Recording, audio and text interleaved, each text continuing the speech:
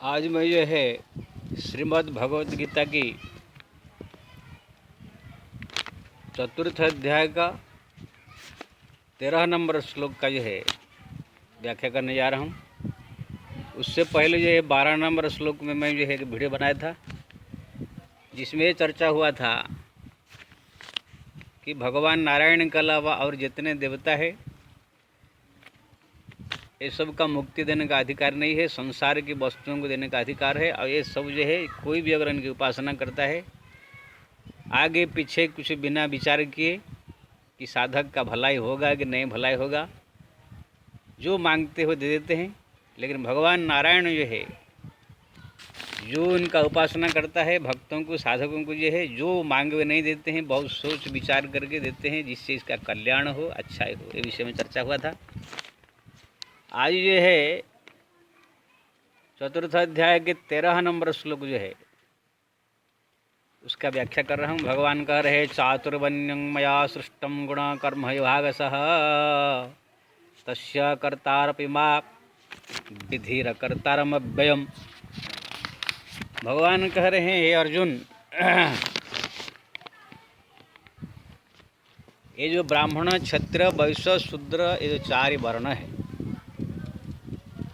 4 जात, ये सब मेरे द्वारा ही बनाया गया है। देखिए ध्यान से सुनिए, भगवान स्वयं कह रहे अपने मुख से अर्जुन को जो है चतुर्थ अध्याय गीता का 13 नंबर श्लोक में बता रहे हैं। भगवान कह रहे हैं मेरे द्वारा रचित किया गया है। आजकल जो बहुत सारे लोग मूर्ख, गंवार, नास्तिक जो भी कहो, ऐसे मूर्खों को जो है कुछ ज्ञान है नहीं बोल देते हैं। ऐसे भगवान ने जाति भेद नहीं बनाया है, सब इंसान का बनाया हुआ। ऐसे मूर्ख गधों को जो है ये श्लोक जो है एक थप्पड़ के समान है। स्वयं भगवान कह रहे हैं 4 वर्ण जो ब्राह्मण क्षत्रिय वैश्य शूद्र, ये 4 जाति मैं खुद बनाया।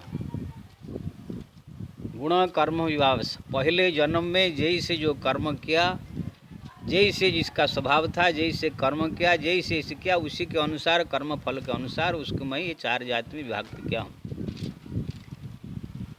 यद्यपि मैं इनको बनाया हूँ, मैं इसका करता हूँ, फिर भी इसमें मेरा कोई दोष नहीं है। मैं अकर्ता हूँ, भले ही मैं किया हूँ लेकिन अकर्ता हूँ मैं।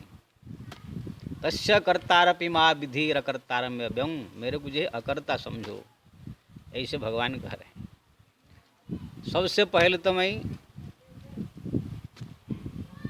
पहला जो कड़ी है श्लोक का उसका मैं व्याख्या करता हूँ। जो ब्राह्मण क्षत्रिय वैश्य शूद्र, ये जो 4 वर्ण है, भगवान स्वयं ही जब से सृष्टि प्रारंभ हुआ है, प्रारंभ होने के बाद कुछ समय के बाद जब ये नियम कानून सब बनाया गया, हाँ, जब सृष्टि प्रारंभ हुआ उस समय जो है ये सब थोड़ा विभाग नहीं हुआ था। लेकिन जब संसार का कानून बन गया, कैसे किसको कैसे जीना है जीव को, तब फिर ये सब विभाग किया गया, भगवान ने बनाया।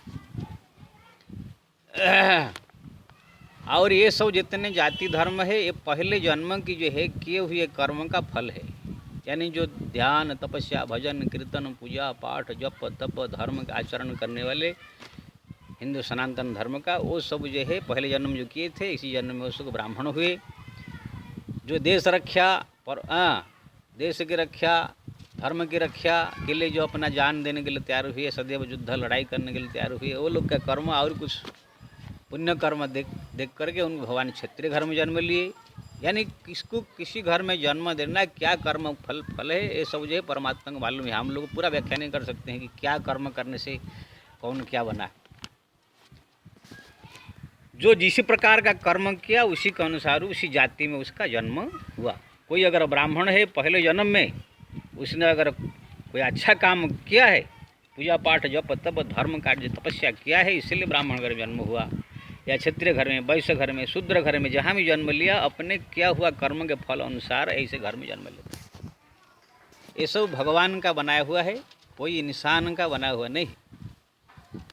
अब भगवान कह रहे हैं कि मेरे को भले ही मैं बनाया हूँ लेकिन इसका मैं करता हूँ। यानी एक कैसे समझने में थोड़ा अटपटा सा लगेगा, जैसे मैं इसको लाखों रुपया दिया हूँ, यानी लाखों रुपया देने का दाता हूँ, मैं दान दिया हूँ फिर भी मैं दाता नहीं हूँ। जैसे कोई ऐसे कहे दिया दाता होना चाहिए, लेकिन कह रहे मैं तो दिया लेकिन दाता नहीं हूँ। ऐसे भगवान कह रहे मैं तो ये सब किया लेकिन मैं करता नहीं हूँ। इसका अर्थ ये है कि ना भगवान ने इसलिए किया है कि पहले जो कर्म आपने किया था उसी के अनुसार उसने जो जाति में जन्म होना चाहिए कर्म फल अनुसार दिया, तो इसमें भगवान का कोई दोष है नहीं। जैसे कोई कॉन्ट्रैक्टर कोई ब्रिज बना रहा हो या कोई कुआं खोद रहा हो, कोई या तालाब खोद रहा हो, कोई भी एक अच्छा काम कर रहा है, मिट्टी का खेती का काम कर रहा है, तो उसे मजदूर लोग सब आते हैं। जो जितना दिन काम किया उसको इतना दिन पैसा मिलेगा। अब कोई 10 दिन काम किया तो मान लीजिए 300 रुपया है, 3,000 रुपये मिलेगा। कोई 5 दिन काम किया तो 1,500 रुपये मिलेगा। अब उसमें कोई कहे कि अरे इनको 3,000 मिला मेरे को 1,500 मिला, तो आप नहीं कह सकता है सेठ जी आपने इनको 3,000 दिया मेरे को ये 1,500 दिया। इसमें सेठ है गलती नहीं है। सेठ जो है जो जितना दिन कर्म किया उसी के अनुसार 300 हिसाब से वो दे दिया। 10 दिन कर्म करने वालों को 3,000 रुपया दिया, 15 दिन काम क्या बोलते हैं 5 दिन काम करने वाले को 1,500 रुपया दिया। तो इसमें सेठ है कोई दोष नहीं। ऐसे ही भगवान जो जैसे कर्म किया उसी का जाति में वो जन्म हुए, इसमें भगवान का कोई दोष नहीं। निष्पृह है भगवान। तस्य कर्तारपि मा विधिर कर्तारमेव, मैं किया हूँ खाली विवाह करना मेरा काम है कर्म देख करके, लेकिन इसमें मेरा कोई दोष नहीं हो। जैसे करेगा ऐसे जाति में जन्म होगा। ऐसे प्राय संसार में जितने भी कर्म फल भोग रहे हैं, कोई राजा है, कोई रंक है, कोई गरीब है, कोई दीन है, कोई दुखी है, कोई बीमार, जो कुछ भी है, जो कर्म फल लोग सब अपने अपने पूर्वजन्म का किए हुए कर्म का फल के अनुसार सब यही संसार में दुख सुख सब भोग कर रहे हैं। इसमें परमात्मा को कोई दोष नहीं दे सकते हैं आप कि ब्रह्मा जी को दोष नहीं। लोग तो कहते अरे ब्रह्मा जी ने किया मेरा कपाल में लिख दिया, हे भगवान ने क्यों ऐसे कर दिया, लेकिन वो मूर्खों को ये मालूम नहीं है, वो कुछ नहीं करते हैं। यही से आपने कर्म किया उसी के अनुसार फल आप भोग रहे हैं। हाँ, इतना जरूरी है अगर आपने भगवान का भजन किया, भगवान नारायण के पास वो शक्ति है और किसी के पास नहीं है। कोई अन्य देवता कर्म फल को मिटा नहीं सकता है। कर्म फल अवश्य भोगना पड़ता है। अवश्य भुक्तव्यम कुत कर्म शुभाशुभ, जो किया हुआ कर्म जब किस्मत बन के आ जाता है उसको भोगना पड़ता है। लेकिन किस्मत बनने से पहले अगर आपने उसको भजन कीर्तन करके काट दिया तो कट जाएगा। जैसे उदाहरण, यहाँ पर आपने कोई गलत काम किया, पाप किया, कत्ल किया, कोई भी ऐसे जो पाप शास्त्र में कहा गया किया आपने, अगर समय रहते ही उसका जो प्रायश्चित है करके वो पाप को काट दिया तो फिर आपका किस्मत में अगले जन्म में लिखा नहीं जाएगा। जैसे भगवान कह रहे हैं कि जो स्वर्ण तेनम सुराप मित्रथुक ब्रह्मा गुरु तल्पगह, स्वर्ण चोरी करने वाला, गुरु पत्नी के साथ गलत संबंध रखने वाला, और ये सुरापान करने वाला, पिता माता का हत्यारा, ऐसे बड़े बड़े पापी भी जो भगवान मेरा नाम जप लेता है, मेरा धाम तीर्थों में जाकर स्नान कर लेता है, मेरा स्मरण करता है, मेरा जो भक्ति में रहता है, तो उनका सब पाप यह नष्ट हो जाएगा। लेकिन अगर आपने सब कर्म करते हैं पाप कर्म, लेकिन भगवान का भजन पूजा पाठ भक्ति नहीं किया, या जो कुछ भी इसका जो नष्ट करने का जो नियम शास्त्र में बताया है नहीं किया आपने, तो फिर आपको ये फल भोगना पड़ेगा। जैसे उदाहरण आपको दूँ, एक शास्त्र में लिखा है एक बोतल कोई शराब पिए, पैक ग्लास, तो यहाँ पर उसका भी नियम है, मरने से पहले वो यहाँ पर उसी जो एक गिलास शराब पिया उसको पाप को मिटा सकता है। एक गिलास शराब पीने का जो है पाप क्या है, अगले जन्म में जब मरेगा तो जमराज के दूत एक गरम गरम गिलास तेल पिलाते हैं जमलोक में। अगर यहाँ पर उसका प्रतिकार नहीं किया जमराज पिलाएंगे वहाँ। लेकिन यहाँ पर भी व्यवस्था है, अगर जन्म होते हुए जन्म यहाँ रहते हुए संसार में रहते हुए एक गिलास तेल खुद यहाँ पर गरम तेल पी गया, गरम तेल, तो जो जमराज वहाँ पर दंड देते वो कट जाएगा, यहाँ पर आपका प्रायश्चित हो गया। लेकिन ये गरम गरम तेल पी लेगा तो फेफड़ा जल जाएगा, मर जाएगा, हो जाएगा। लेकिन इसके लिए दूसरा उपाय भी है, अगर किसी ने इस गलत काम किया, भगवान कहते मेरे जो चारों धाम तीर्थ भ्रमण करे या तो मेरा नाम का अनवरत जप करे तो भी ये पाप नष्ट हो जाता है। तो जो भी शास्त्र में बहुत सारे इस उपाय बताया गया है सब पाप नष्ट होने का। तो जैसे और एक मैं पहले बताया था, इंसान का अनजान में बहुत सारे पाप हो जाते हैं। चलते समय चींटी मर जाते हैं, मच्छर मर जाते हैं, जल गर्म करते हैं उसमें कुछ मर जाते हैं, झाड़ू लगाते हैं कुछ मर जाते हैं, जमीन खोदते कुछ मर जाते हैं। ये सब पाप भी पाप लगता है। लेकिन ये अगर यहाँ रहते हुए वो 5 यज्ञों को ही कर देगा प्रतिदिन, तो ये पाप यहाँ नष्ट हो जाते हैं। ये शास्त्र में लिखा है। पंचसुना गृहस्थ्यम पंच यज्ञाद प्रणशति कंडनी पेशनी चुल्ली उदकुम भी चमार्जनी। चूल्हा झाड़ू ये सब में जो मर जाते हैं, उसके अगर यहाँ पर रहते वो 5 काम कर देगा, कट जाएगा। क्या है? अध्यापन ब्रह्मयज्ञम पितृयज्ञस्तु तर्पणम होम दैव बलिर्भूतम नृयज्ञम अतिथि पूजनम। प्रतिदिन अगर गीता रामायण भागवत आधा घंटे पढ़े, इसको ब्रह्मयज्ञ कहते हैं। या तो सत्संग सुने। पितृयज्ञस्तु तर्पणम, पितृपुरुष प्रतिदिन तर्पण करे, ये पितृयज्ञ है। होम दैवम, प्रतिदिन अग्नि में थोड़ा सा घी डाल के हवन करे देवताओं को। बलिर्भूतम, कुत्ता बिल्ली चिड़िया जितने सौ इतर प्राणी है उसको भोजन देवे, तो ये भूत यज्ञ कहते हैं। नृयज्ञम अतिथि भोजन में एक ब्राह्मण साधु कोई अभ्यागत भूखा प्यासा आदमी को भोजन, ये नृयज्ञ है। ये 5 यज्ञ अगर कोई प्रतिदिन कर देता है, तो जो झाड़ू लगाने से जो कीड़ा मरते हैं, मिट्टी खोदने से जो कीड़ा मरते हैं, जल गर्म करने से जो कीड़ा मरते हैं, अनजान में चलते समय जो कीड़ा मर जाते हैं, वो सब पाप नष्ट होगा। जो व्यक्ति ये 5 यज्ञ नहीं करता है, उसका ये सब पाप स्टक होता जाएगा, अगले जन्म में ये किस्मत बन जाएगा। तो आप बोलेंगे पंच यज्ञ महाराज कैसे करें? हाँ, अगर पंच यज्ञ आप नहीं, जो बहुत सारे इस रास्ता बताया गया है, ये पाप का ये प्रायश्चित है, ये पाप का ये प्रायश्चित है। अगर आप ये प्रायश्चित नहीं कर सकते हैं, सबसे बड़ा प्रायश्चित है भगवान का नाम संकीर्तन, और सबसे बड़ा प्रायश्चित है भगवान का चारों धाम का तीर्थं का भ्रमण, सबसे बड़ा प्रायश्चित है भगवान का सुंदर स्वरूप का स्मरण। अगर भगवान का सुंदर स्वरूप का स्मरण कोई करे तो अच्छा है कि ना, लेकिन स्मरण होना कठिन है। या तो भगवान का नाम अनवरत जो है चलते फिरते हरि नाम जप करे, या तो फिर चारों धाम का तीर्थ का जो है भ्रमण करे। ये अगर जीवन रहते कर दिया तो कोई भी पाप आपने किया होगा, समस्त पाप का प्रायश्चित है ये चारों धाम यात्रा, तीर्थों का यात्रा, हरिनाम स्मरण, भगवत स्मरण। फिर आपको अन्य जो है कठिन प्रायश्चित करना नहीं पड़ेगा। जैसे उदाहरण आप देंगे, तुलसीदास जी के जीवन देखिए। तुलसीदास जी जा रहे थे, रास्ते में जो है एक गोहत्यारा मिला, जो गौ से को हत्या कर दिया था अनजान से, गलती से। हमारा जो गाँवड़ा के नियम है, कोई आदमी अगर गोहत्या कर देता है तो उसको 6 महीना के लिए बाहर निकाल लेते हैं। वो गांव गांव गली गली घूम घूम के मैं गोहत्यारा हूँ भिक्षाम दे ही, गोहत्यारा हूँ भिक्षाम दे करके घूमता है, सब लोग भीख देते, उससे जीवन व्यक्त करते। 6 महीना के बाद जो फिर घर आता है। एक बार तुलसीदास जा रहे थे, गोहत्यारा ऐसे ही भीख मांग रहा था। तुलसीदास जी ने कहा कि तुम क्या क्या ऐसे कर रहा है ना महाराज, मेरे से अनजान में गोहत्या हो गया, बांधा था मैं गौशाला में, वो मर गया, इसलिए समाज वाले मेरे को बाहर निकाल दिए। 6 महीना भ्रमण करेंगे, इस प्रकार मैं भीख मांगू और सबको कहूँ मैं गोहत्यारा हूँ, तब मेरा पाप नष्ट होगा। तुलसीदास जी ने कहा, अरे कैसे बेवकी वाला काम किया, तुम खाली हरिनाम का जप करो, सीताराम सीताराम सीताराम सीताराम मुँह में जप करो, तुम्हारा पाप नष्ट हो जाएगा। तुलसीदास जी की बात सुन कर वो सीताराम सीताराम सीताराम सीताराम सीताराम जपने लगा। महाराज पाप नष्ट हो जाएगा, ऐसे करने से ना हो जाएगा, ना गाँव वाले मानेंगे ना आप जाओ। सीताराम सीताराम जपते जपते गाँव में गया, गाँव वाले बोले तुम 6 महीना, बोले कि 6 महीना पूरा नहीं हुआ, तुम कैसे आ गए? ना तुलसीदास जी ने कहा कि पाप नष्ट हो गया, सीताराम सीताराम सीताराम राम मैं जप रहा हूँ 2-3 दिन से। अब जो है गाँव वाले बोले कि ऐसे कैसे माने, हम मानने को तैयार नहीं है। पंडित लोग बोले हम मानेंगे नहीं।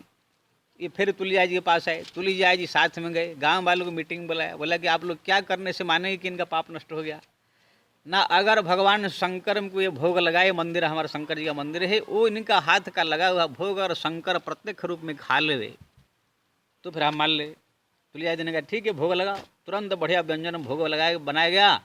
अब भगवान शंकर का मंदिर में ये गोहत्यारा जो था, इनके ही हाथ द्वारा भोग लगाया गया, कपाट बंद कर दिया गया। तुलसीदास जी ने प्रार्थना किया भगवान शंकर से, प्रभु अगर राम नाम का महिमा सत्य है, राम नाम जपने से करोड़ों पाप नष्ट हो जाते, गोहत्या ब्रह्महत्या आदि सब कुछ शास्त्र में जो लिखा है, तो फिर आप ग्रहण कीजिए। तुरंत भोलेनाथ शंकर जी ने ये जितना भोग लगाया गया था, आधे भोग जो खा गए। तुरंत पट जब खोला गया, देखा आधा माल उसमें है नहीं, आधा जो है बचा हुआ है प्रसाद। सब गाँव वालों को यकीन हो गया, सरपंचों में जो मुखिया सब थे, सब लोगों ने ये जान गया कि हरिनाम की महिमा कितनी। तब वो तुरंत उसको समाज में मिला दिया। तो ऐसे ऐसे कहानी हजारों मिलेंगे। भगवान का नाम जप ऐसा की चीज है, करोड़ों करोड़ों पाप का प्रायश्चित है। चारों धाम तीर्थ यात्रा ये सब ऐसा है कि सब पाप का प्रायश्चित है। प्रभु का सुंदर स्वरूप का स्मरण ये समस्त पाप का प्रायश्चित है। तो अगर जीवन में रहते हुए जो पाप कर्म तो जीव करता है, अगर जीवन में रहते हुए ये सब काम, चारों धाम यात्रा तीर्थ, भगवत नाम स्मरण और जो है क्या बोलते हैं भगवत स्वरूप का स्मरण और ये चारों धाम यात्रा, भगवान का नाम स्मरण ये सब अगर कर देता है तो समस्त पाप का प्रायश्चित यहाँ हो जाएगा। फिर उसके किस्मत में जो है केवल पुण्य ही पुण्य रह जाएगा, भक्ति रह जाएगा, फिर उसका मुक्ति हो जाएगा, कल्याण ही होगा उसका। लेकिन जीवन में रहते हुए अगर ये काम नहीं किया, फिर अगले जन्म में समस्त जो है पाप पुण्य जो कुछ भी आए समस्त किस्मत बन के आ जाएगा। किस्मत बन के आने के बाद एक बार बन गया किस्मत, फिर उसको अवश्य भोगना पड़ता है। इसीलिए कहा गया अवश्य में भुक्तव्यम कृतकर्मम शुभाव शुभम। जब बन गया किस्मत फिर बदलेगा नहीं। हाँ, वहाँ भी व्यवस्था है। अगर उसी किस्मत बन जाने के बाद भी अगर कोई भगवान का भक्ति है कि तुम डूब करके राम नाम दिन रात राम नाम हरि नाम जप करके भगवान के भक्ति में पूरा डूब जाए तो भी किस्मत बदल सकता है। ऐसे हुआ है कितने। जो नंदी आप देख रहे हैं ये मात्र 6 महीने मारने वाले थे। शंकर ये सामने जो नंदी है जिस पर सवार करते हैं, लेकिन उनके मुनि से पिपलाद मुनि जब मालूम पड़ गया मेरा पुत्र 6 महीने में मर जाएगा, तब तुरंत जो है उनने जो है भगवान शंकर का मृत्युंजय मंत्र जप करने के लिए कह दिया। जब जपना चालू किया तब जो है जमराज तो आए, लेकिन भगवान शंकर के प्रताप से वो वापिस चले गए। वही नंदी अजर अमर हो गया। हमारा बंगाल के हुए गोपीचंद, वो 20 साल की उम्र में मरने वाले थे। जब 18-19 साल हो गया, माँ को मालूम पड़ गया, तुरंत तो उनने जो है पुत्र को कहा कि तुम जो संसार त्याग करके जाओ, हरिनाम जपो। संसार त्याग कर गया, हरिनाम जपा, आज भी गोपीचंद अमर है। हमारा मार्कंड ऋषि वो भी 6 महीने मरने वाले थे, लेकिन जब उनको पिताजी को मालूम पड़ा तुरंत तो उन्होंने जो है हरिनाम जपना चालू कर दिया, तब वो भी अमर हो गए। तो किस्मत को बदलने का, इसलिए तुलसीदास ने लिखा मंत्र महामुनि विषय ब्याल के मेटत कठिन को अंक भाल के। भगवान के भक्ति नाम जप उनकी कथा उनकी जो है स्मरण चिंतन इतने शक्ति है, मेटत कठिन को अंक भाल के कुअंक भी काट देता है। जो लिख दिया ब्रह्मा जी ने वो भी काट सकता है, क्योंकि ना ये सब लिखते हैं ब्रह्मा जी, जमराज ये सब लिखते हैं।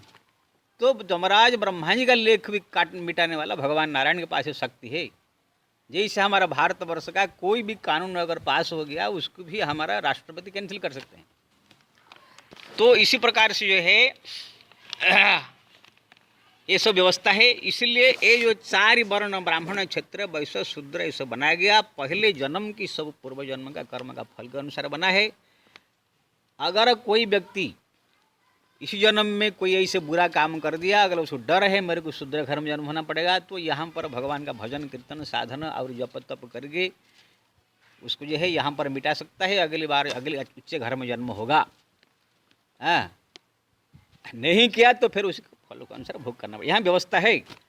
तो आप बोले कि महाराज मान लीजिए वो जन्म हो गया कोई शूद्र घर में या छोटा घर में किसी जाति में, क्या यहाँ पर ही व्यवस्था है? हाँ, यहाँ पर व्यवस्था है। अगर आपने शूद्र घर में जन्म हुआ, क्षत्रिय घर में जन्म हुआ, कोई घर में जन्म हुआ, अगर आप चाहते कि हम ब्राह्मण बने, यहाँ भी वो व्यवस्था है। अगर तपस्या करके साधना करके भगवान नारायण को आपने प्रसन्न कर दिया, नारायण जो है सारा संसार का मालिक है, कानून बनाने वाले वही है, वही कानून को बदल भी सकते हैं। विश्वामित्र ऐसे किया। विश्वामित्र क्षत्रिय थे, लेकिन तपस्या करके भगवान नारायण को ऐसे प्रसन्न किया। जब भगवान ने कहा वरदान मांगो, उसने कहा कि मेरे को जो है जाति बदल लीजिए, मेरे को क्षत्रिय से ब्राह्मण बना दीजिए। पहले तो भगवान ने मना किया, लेकिन उसने जो हठ किया तो भगवान ने कहा कि ठीक है आज से तुम ब्राह्मण हुए। भगवान ने कानून बदल दिया। जैसे संसद में हमारा भारत का कानून बनता है, संसदता है तो उसको मिटा सकता है, ऐसे ही परमात्मा जो कानून बनाया है परमात्मा ही मिटा सकते हैं, दूसरा कोई आम जनता मिटा नहीं सकता है। अगर कोई यहाँ पर जो है शूद्र जाति में जन्म हुआ है, छोटा जाति में जन्म हुआ है, वो अगर तपस्या करके भगवान नारायण को प्रसन्न कर दे, भगवान नारायण से वरदान मांग ले मेरे को जो है ब्राह्मण बनना है, तो भगवान अगर आशीर्वाद दे दे, वरदान दे, तो ब्राह्मण बन सकता है। नहीं कि खाली थोड़ा सा पूजा कर ले, पाठ कर ले। आजकल लोग सोचते हैं हाँ ये भले ही शूद्र जाति में जन्म हुआ, पूजा कर रहा है, पाठ कर रहा है, चंदन लगा रहा है, इसलिए ब्राह्मण कर्म इसका, इसलिए ब्राह्मण। ऐसे नहीं, इसका निर्णय हम पब्लिक नहीं कर सकते हैं। अगर ये पब्लिक के हाथ में निर्णय दिया जाएगा जो पूजा पाठ भक्ति कर रहा है ब्राह्मण, जो आदमी जो है नीच कर्म कर रहा है शूद्र ऐसे कर देंगे तो फिर निर्णय कौन करेगा? जिसका जो प्रेमी है उसको ऊंचा निर्णय दे देगा, जिसका जो दुश्मन है उसको नीचा निर्णय दे देगा। इसलिए ये सब चीज़ परमात्मा के हाथ में रखा गया है। इसलिए अगर यहाँ पर भी आप मान लीजिए छोटे जाति में जन्म हो गए हो, बड़ा बनना चाहते हो, तो आप उसी परमात्मा को प्रसन्न करके वरदान लीजिए उनसे। वो जब चाहे कुछ ही हो सकता है, परमात्मा कुछ भी कर सकते हैं। देखिए हमारा शास्त्र में लिखा है, पहले मैं वीडियो में बताया था, कोई भी औरत जब अपने पति के अलावा किसी के साथ दूसरे पुरुष के साथ संबंध रखता है अन्य पुरुष से, तो सती नहीं हो सकती है, असत्य हो जाती है। लेकिन यहाँ पर 5 ऐसी औरत है जो कि अपने पति के अलावा दूसरे 3-3, 4-4 पुरुष से संबंध किया, लेकिन भगवान का ऐसे भक्त थे, इसलिए भगवान ने कहीं ये लोग को जो है इनका इज्जत न संसार में खराब हो, इसलिए इनको पंचसती का उपाधि दिया।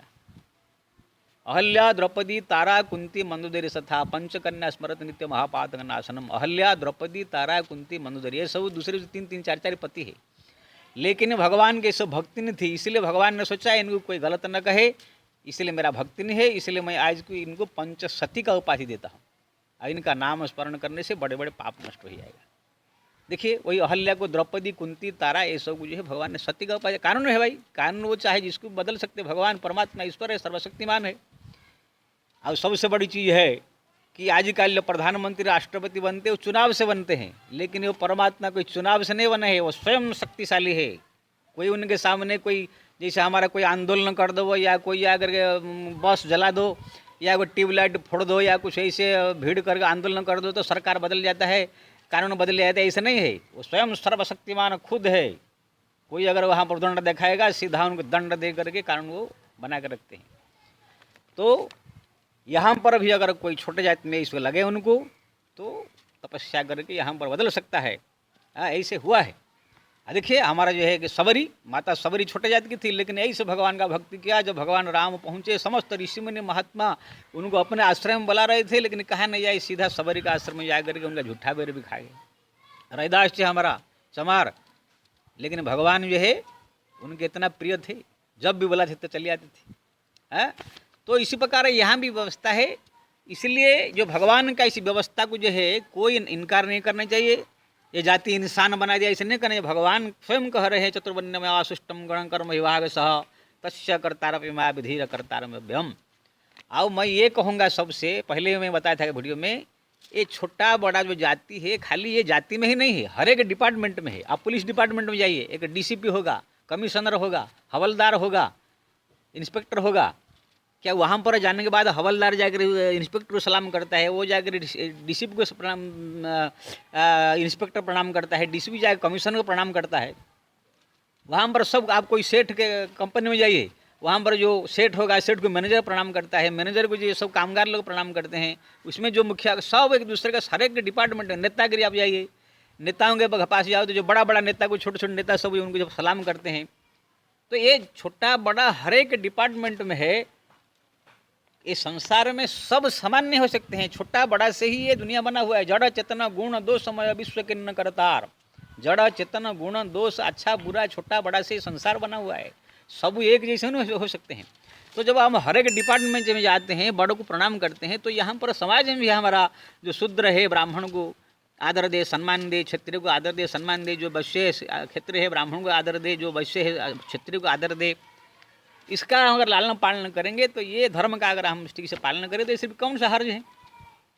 हम लोग को यहाँ पर बगल में के ब्राह्मण है, मान लीजिए हम क्षत्रिय है या शूद्र है या वैश्य है, ब्राह्मणों के यहाँ पर ब्राह्मण मान के प्रणाम तो नहीं कर रहे हैं, लेकिन हम जाकर के सेठ के वहाँ पर जहाँ पर कंपनी में नौकरी करते हैं वो सेठ है जाकर तलवा चाटते हैं, सेठ जी कहते हैं, सलाम करते हैं, उनका गोड़ भी दबाते हैं, तेल भी मालिश करते हैं। तो वहाँ पर छोटा हुआ कि नहीं? तो वहाँ पर तो छोटा होते हैं। फिर यहाँ पर एक धर्म जो हमारा परमात्मा ने बनाया है कि बड़ा ब्राह्मण ऊंचा है, उनको सलाम करना चाहिए, प्रणाम करना चाहिए, आशीर्वाद तो उनको लेना चाहिए। तो उनको लेने से तकलीफ क्या है? अब मैं ये पूरा लिख कर दे दूँ, कोई ऐसा दुनिया में एक आदमी नहीं मिलेगा जो अपने जहाँ भी ड्यूटी करता है, जहाँ भी डिपार्टमेंट में है, वहाँ पर अपने बड़ों को, अपने बॉस को सलाम नहीं करता हो। अरे सलाम क्या, कितने को देखा मैं गोड़ तेल में तेल मालिश करते हैं, सोचने से गोड़ दबाते हैं। तो वहाँ पर सब करते हैं, लेकिन समाज में हमारे जो ब्राह्मण है, मान लिया हम शूद्र जाति में जन्म हुए हैं, कोई ब्राह्मण है, उनको थोड़ा जाकर प्रणाम कर, पंडित जी कहे प्रणाम कर, आशीर्वाद लेने से क्या तकलीफ है? वहाँ पर तो सेठ का हम जाकर गोड़ दबाते हैं। राजनेता लोग को देखा, नेता लोग बैठे रहते हैं, उनके जो चमचे होते हैं 3-4-5 छोटे छोटे नेता, वो सब जाकर उनका तेल मालिश करते हैं, गोड़ दबाते हैं, सब करते हैं। तो जब हर एक डिपार्टमेंट में ये है, तो हमारे समाज में जो एक ब्राह्मण क्षत्रिय वैश्य शूद्र का जो विभाग भगवान ने क्या है, इसको भी मान करके ब्राह्मण को थोड़ा प्रणाम कर आशीर्वाद ले ले, जो छोटा जो वैश्य है वो क्षत्रिय को प्रणाम कर आशीर्वाद ले ले। इसी प्रकार से जो है अगर इसको हम धर्म की भी पालना करेंगे तो हम परमात्मा की नज़र में प्रिय होंगे। इसलिए मैं सबसे निवेदन करूँगा, ये जो जाति भेद है ये कोई समाज के लिए कोई खराब नहीं है, ये अच्छा ही है। हम ना समझने के कारण हमको लग रहा है कि ये जाति भेद बनाए करके छोटा बड़ा बनाए, छोटा बड़ा हर एक डिपार्टमेंट में है। इसलिए मैं प्रार्थना करूँगा भगवान के बनाए हुई इस विधान को सब लोग को माने, ब्राह्मणों को जो है अन्य तीन जाति सम्मान करे, शूद्र वैश्य जो है क्षत्रिय ब्राह्मणों को सलाम करे, शूद्र जो है आगे ऊपर तीन वर्ण को प्रणाम करे, और वो तीन वर्ण भी इनको जो है आदर दे, सम्मान देवे। तो इसी प्रकार से जो है संसार में जो है परमात्मा का जो है बताई हुई धर्म का जो पालन करेंगे तो परमात्मा का प्रिय होंगे। इसलिए यहाँ पर कोई छोटा बड़ा ऐसा की भाव नहीं है। अगर ये छोटा जाति में आप जन्म है, आपको लगता है तो आप बड़ा बन सकते हैं परमात्मा का आराधना करके। भगवान तो यहाँ तक कहते हैं कि भागवत में कि विप्र षडगुण जुतम पदार बिंदु मुखम सपतम वरिष्ठम। अगर ब्राह्मण है लेकिन मेरे भक्ति नहीं है, उसके पास खाली खाना पीना मौज मस्ती करने में है, लेकिन कोई शूद्र अगर मेरा भक्ति कर रहा है तो मेरे लिए वो प्रिय है, मेरे लिए वो आदरणीय है। भगवान यहाँ तक कहते हैं। लेकिन हाँ, आदरणीय है, प्रिय होना अलग है, लेकिन ब्राह्मण तो भाई अपना काम करेगा, शूद्र अपना काम करेगा। तो इसी प्रकार से जो है इसी श्लोक से बहुत जो है भगवान गूढ़ रहस्य खोल दिया है। इसलिए ये न समझे कि ये सब जो है परम इंसान का बनाया हुआ, नहीं, परमात्मा का बनाया हुआ ही जाति भेद। इसलिए जो जिस जाति में है अपना धर्म का पालन करे, अपने उस जाति वाले को आदर दे, सम्मान दे। इससे समाज में एक जो है शांति, स्थिरता और व्यवस्था जो है बनी रहेगी। जय श्री राम।